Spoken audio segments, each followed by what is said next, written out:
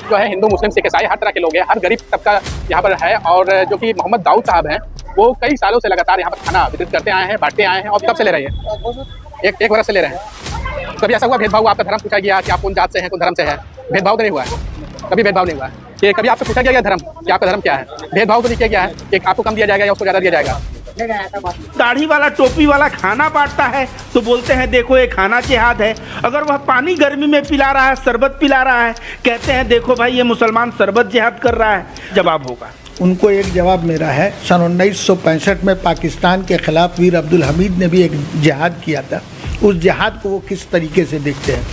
तो जैसा जिहाद वीर अब्दुल हमीद ने पाकिस्तान के ख़िलाफ़ किया था, वैसा ही जिहाद मेरा भूखमरी और गरीबी के ख़िलाफ़ है। और मैं इसको, इस जिहाद को हमेशा कंटिन्यू रखूँगा जब तक मुझे ताकत है, मेरी हैसियत है।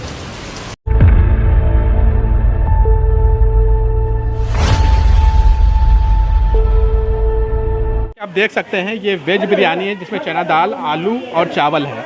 और उसमें जानबूझ करके गोश्त नहीं डाला जाता है, चाहे चिकन हो या मटन हो, ताकि सभी लोग खा सकें। हिंदू मुस्लिम सिख ईसाई कोई भी हो वो खा सके। अगर कोई मीट नहीं खाता है उसके लिए भी ये खाना जो है उसकी पूर्ति कर सकता है।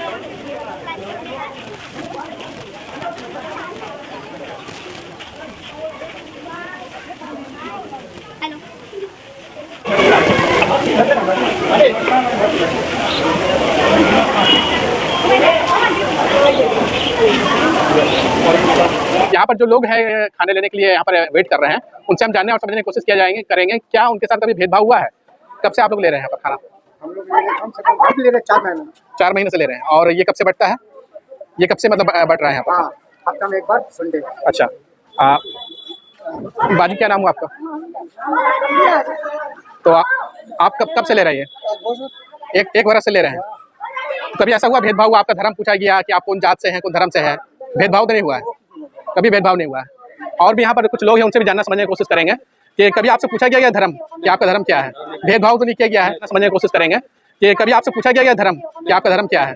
भेदभाव तो नहीं किया गया है कि आपको कम दिया जाएगा या उसको ज़्यादा दिया जाएगा। नहीं, ऐसा बात नहीं। कब से आप लोग ले रहे हैं? कब से ले रहे हैं आप लोग? 2 महीने से ले रहे हैं। तो नमस्कार, मेरा नाम रविकांत भारती है। आपने देखा कि कुछ लोगों को खाना बांटा जा रहा था और खाना बांटने वाले इंसान जो है हमारे बगल में बैठे हुए हैं। और वहाँ पे लोगों से हम लोगों ने पूछा तो लोगों का कहना है कि यहाँ बिना जात और धर्म देखे जो लोग जो है गरीब हैं उनको वह खाना बांटा जा रहा है। और ऐसे में गरीबी में लोग जो भूखे पेट इधर उधर परेशान होते हैं उनको खाना मिल रहा है, यह बहुत ही अच्छी बात है। और जो खाना बांटने वाले इंसान हैं उनका यहाँ पे, इनका नाम मोहम्मद दाऊद है, वो हमारे साथ है। आइए इनसे हम लोग बात करते हैं। तो आप कब से बांटते हैं खाना, बताइए थोड़ा। जब से कोविड लॉकडाउन स्टार्ट हुआ तब से, जब अफरा तफरी का माहौल था, जब हज़ारों लोग रोड पे थे और हर तरीके की सुविधाएं बंद हो चुकी थी, तब से हम लोगों ने, हमारे बच्चों के मशवरे से ये हम लोगों ने कार्य शुरू किया। अल्हम्दुलिल्लाह पूरा हम लोगों को सपोर्ट मिलता है और हम लोग ये खाना डिस्ट्रीब्यूशन का काम करते हैं। और कोविड का दौर तो समाप्त हो गया है, अब क्यों बांट रहे हैं? कोविड का बाप गुर्बत अभी तक हमारे ऊपर अटैक किए बैठा हुआ है। हमारी इकोनॉमिकल कंडीशन, हमारे मुल्क का मईशत और हमारा जीडीपी इस बुरी तरीके से फॉल किया हुआ है कि हम हर हिंदुस्तानी अगर एक दूसरे का हाथ नहीं पकड़ेंगे तो शायद हिंदुस्तान को बचाना मुश्किल हो जाएगा। इसलिए आप बांट रहे हैं। एग्जैक्टली। दोस्तों, मुझे भी याद है कि एक शख्स जो है कोविड के समय पैदल चला दिल्ली से और 7 दिन बाद बनारस पहुंचा और वो मर गया वहां पे। और उसका पोस्टमार्टम हुआ तो उसके पेट से एक दाना भी नहीं मिला और वो व्यक्ति बेगूसराय का था। तो ऐसे ही इन्होंने कई चीज़ें देखी और उसके बाद इन्होंने डिसीजन लिया कि इनको जो है लोगों को खाना बांटना चाहिए। तो अंधभक्त और गोबर भक्त और गोदी मीडिया जो है ये तो दिखाएगा कि देखो भाई यहाँ पे एक मुसलमान दाढ़ी टोपी रख के ये खाना जिहाद कर रहा है। तो इसके ऊपर आप क्या कहेंगे, बताइए जरा। पहली बात तो ये कि हमको अगर रिलीजन वाइज अगर आप ये सवाल पूछ रहे हो तो पहले ये हमको धर्म बता दो, जिस धर्म में दाढ़ी को हराम कहा गया या गलत कहा गया। पूरी दुनिया में कोई धर्म ऐसा है जहाँ ऐसा है कि हमारे हिंदू धर्म में भी दाढ़ी लोग रखते हैं और देखा जाए तो हर एक धर्म में दाढ़ी रखा जाता है। लेकिन अभी आपको बता दें कि गाजियाबाद में एक ऐसा किस्सा हुआ था कि एक बुजुर्ग का दाढ़ी काट दिया गया था। तो ऐसा दाढ़ी और टोपी से कुछ लोग हैं जिनको बहुत दिल में जो है कुड़ मचती है, और उन लोगों का दाढ़ी काटने का ये लोग काम करते हैं। अब वो दाढ़ी वाला टोपी वाला खाना बांटता है तो बोलते हैं देखो ये खाना जिहाद है। अगर वह पानी गर्मी में पिला रहा है, शरबत पिला रहा है, कहते हैं देखो भाई ये मुसलमान शरबत जिहाद कर रहा है। तो इस तरह से जिहाद का नाम दिया जा रहा है। तो इसको वे लोग जिहाद कहेंगे कि ये जिहाद चल रहा है, इस पे आपका क्या जवाब होगा? उनको एक जवाब मेरा है, सन 1965 में पाकिस्तान के खिलाफ वीर अब्दुल हमीद ने भी एक जिहाद किया था। उस जिहाद को वो किस तरीके से देखते हैं? तो जैसा जिहाद वीर अब्दुल हमीद ने पाकिस्तान के खिलाफ किया था, वैसा ही जिहाद मेरा भूखमरी और गरीबी के खिलाफ है, और मैं इसको इस जिहाद को हमेशा कंटिन्यू रखूँगा जब तक मुझे ताकत है, मेरी हैसियत है। उन्होंने पहले ही कहा था दोस्तों कि हिंदुस्तान के हर एक नागरिक के साथ हमें खड़ा होना पड़ेगा, कहीं ना कहीं देशभक्ति इनके अंदर है। इसके बाद इन्होंने बताया कि वीर अब्दुल हमीद जिस तरह का जिहाद किए थे पाकिस्तान के खिलाफ, उसी तरह हम जो है गरीबी और भुखमरी के खिलाफ जिहाद कर रहे हैं। तो थोड़ा बताएंगे जिहाद का मतलब क्या होता है? जिहाद का मतलब एक्चुअल सही मानों में जो मीडिया दिखाती है और जो मीनिंग हम जानते हैं या जो हमने कुरान से सीखा है, वो ये है कि हर तरीके के जुल्म के ख़िलाफ़, हर तरीके की मुसीबत के ख़िलाफ़, हर तरीके की बीमारी के ख़िलाफ़ अपने आप को झोंक दो इंसानियत को बचाने के लिए। इसको एक्चुअल जिहाद करते हैं। अपने अंदर की बुराइयों को मारने के लिए अपने आप से जंग लड़ो, इसको जिहाद कहते हैं। हर वक्त शैतान और बुराई हमको बुराई के लिए दावत देती है, उस बुराई से अपने आप को बचाने के लिए इसको जिहाद कहते हैं, न कि किसी का गला काटने के लिए इसको जिहाद नहीं कहते हैं। तो ऐसा है कि जो गौतम बुद्ध चाहे हमारे ऋषि महर्षि हिंदू धर्म में बोले हैं कि चोरी मत करो, व्यभिचार मत करो, पर स्त्री को बुरा नज़र से मत देखो, उस पे अपने भावनाओं पे कंट्रोल करो, तो क्या ये भी जिहाद कहलाएगा? एब्सोल्युटली यही जिहाद है। तो जो पंचशील है गौतम बुद्ध के धर्म में या हमारे पतंजलि ऋषि का जो 8 पिलर ऑफ योगा है, उसमें भी बताया गया है कि आप जो है पर स्त्री को बुरे नज़र से मत देखो, चोरी मत करो, गलत शब्द मत करो, मर्डर मत करो किसी का। तो इस तरह की बातें हमारे हिंदू धर्म में है, इसको सील कहा जाता है, और इस्लाम में इसको जिहाद कहा जाता है। लेकिन लोगों को जिहाद और सील के बारे में पता नहीं है। वे लोग जिहाद मतलब समझते हैं जिहादी है तो आतंकवादी है। तो इस तरह का जो है परसेप्शन और धारणा उनके दिमाग में गोदी मीडिया ने बनाया है। तो इनका कहना है कि जो एक गरीबी के खिलाफ, भुखमरी के खिलाफ जो जिहाद छेड़े हैं, हिंदुस्तान का कोई भी एक बंदा अगर भूख से हो तो इनका ऐसा है कि हम लोग भी ऐसा कार्य करें जिससे उस बंदे तक रोटी पहुंच सके। और कहीं ना कहीं जो रोटी बैंक कार्य कर रहा है, यही कार्य कर रहा है, और वही कार्य जो है मोहम्मद दाऊद जी कर रहे हैं, और इसको कह रहे हैं कि ये भुखमरी और गरीबी के खिलाफ जिहाद है। तो जो भी अंधभक्त, गोबर भक्त या मेन स्ट्रीम मीडिया जिहाद शब्द को बदनाम कर रही है और कह रही है जिहादी है, आतंकवादी है, इस तरह की बातें कर रही है, उसको सबसे पहले इसका मतलब समझना चाहिए कि जिहाद का मतलब क्या होता है।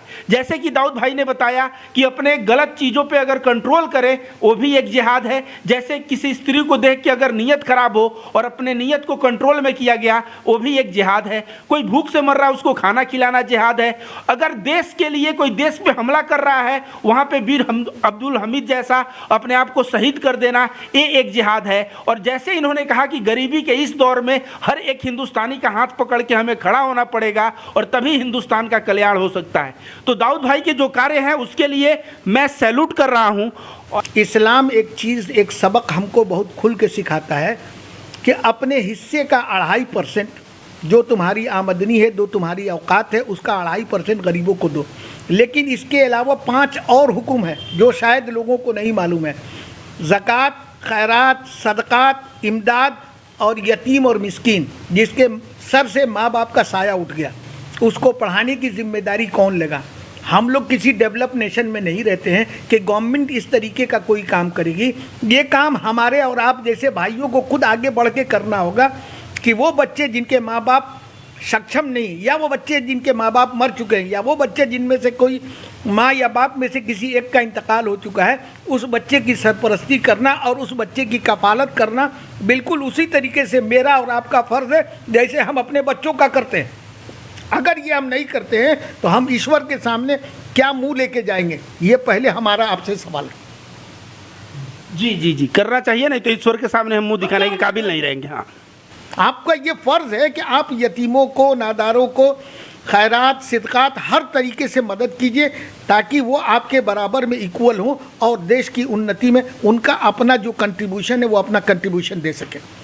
तो इन्होंने जैसे कहा कि केवल ज़कात ही 2.5% नहीं अपने इनकम से निकालते हैं, बल्कि उसके अलावे यतीमों को पैसा देना, खैरात देना, सदका देना, अलग अलग दान का पैसा निकाल के समाज कल्याण में अपने कार्य को लगाते हैं। तो दाऊद भाई, आप बोल रहे हैं कि सभी हिंदुस्तानी के साथ हमें खड़ा होना पड़ेगा, तो आपके अंदर तो राष्ट्रभक्ति दिख रहा है, लेकिन आजकल गोदी मीडिया प्रोपेगेंडा चला रहा है कि जो दाढ़ी और टोपी वाला है, जो मुसलमान है, जो जिहादी है, वो तो अपने हिंदुस्तान का है नहीं, रहता भारत में है, गाता पाकिस्तान का है। इस तरह से जो प्रोपेगेंडा चलाया जा रहा है, मैं चाहूँगा उन लोगों को आप हमारे मंच से जवाब दीजिए।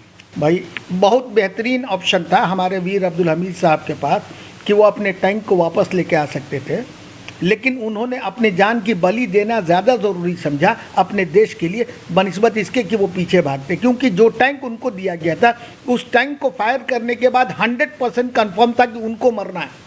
और ये बात जानते हुए भी उस मुसलमान के बच्चे ने अपने मौत को कबूल किया, न कि पीछे भागना। इससे साफ पता चलता है कि देशभक्ति किसके अंदर है और देशभक्ति का दिखावा कौन कर रहा है। तो कहीं ना कहीं देशभक्ति तो इनके अंदर है ही, और देशभक्ति का मतलब क्या होता है? देश के लिए मरना, देश के लिए मिटना, और 400 लोगों का प्रत्येक हफ्ता खाना इन्हों बंटवा रहे हैं, तो कहीं ना कहीं ये देश के लोगों का भला कर रहे हैं। तो देशभक्ति कूट कूट के भरी हुई है भारत के मुसलमानों में, और उसके एग्जाम्पल है मोहम्मद दाऊद जी। लेकिन गोदी मीडिया अलग ही प्रोपेगेंडा चलाता है, तो उस प्रोपेगेंडा पे हमें ध्यान नहीं देना है। हमें सच्चा और असली हिंदुस्तान का जो निवासी हैं, ऐसे मुसलमानों का चेहरा देख के, इनका चरित्र देख के हमें मुसलमानों के बारे में कोई भी आकलन करना चाहिए। और अंधभक्त, गोबर भक्त और नफरतबाज और गोदी मीडिया के जो गिद्ध पत्रकार हैं, उनको कहूंगा कि आपको भी मौका मिले तो मोहम्मद दाऊद के घर कभी आइए, आपको भी मौका मिले तो इनके जैसे मुसलमानों के घर जाइए, नहीं तो मुसलमानों के इलाके में जाइए, वहां उनका चरित्र देखिए, तब जो है उसका वर्णन करिए। आप लोग जाते कहीं नहीं हैं, बैठ के स्टूडियो में दिन और रात आप लोग मुसलमानों को बदनाम कर रहे हैं, और उसके बदले जो है आप मोटा रकम आप लोग ले चुके हैं। लेकिन याद रखिए, एक गरीब जो ईमान के साथ जीता है उसके अंदर डर नहीं होता, लेकिन तुम लोग ईमान बेच के पैसा कमा के भले ही मुसलमानों को बदनाम करके पैसा कमाओ, लेकिन हर पल तुम्हारे शरीर में डर है, और ऐसा डर जो है ना बहुत ही गलत है। तो तुम लोगों को यही बोलूंगा अंततः मैं, रविकांत भारती, कि भारत के मुसलमानों को अपना ईमान बेच के बदनाम करना बंद करो। कभी मोहम्मद दाऊद जैसे मुसलमानों के यहाँ भी आओ और देखो कि किस तरह से हिंदू, मुस्लिम, सिख, ईसाई बिना जात धर्म देखे लोगों को कैसे खाना दिया जाता है और कैसे फाइनेंशियल मदद किया जाता है। धन्यवाद।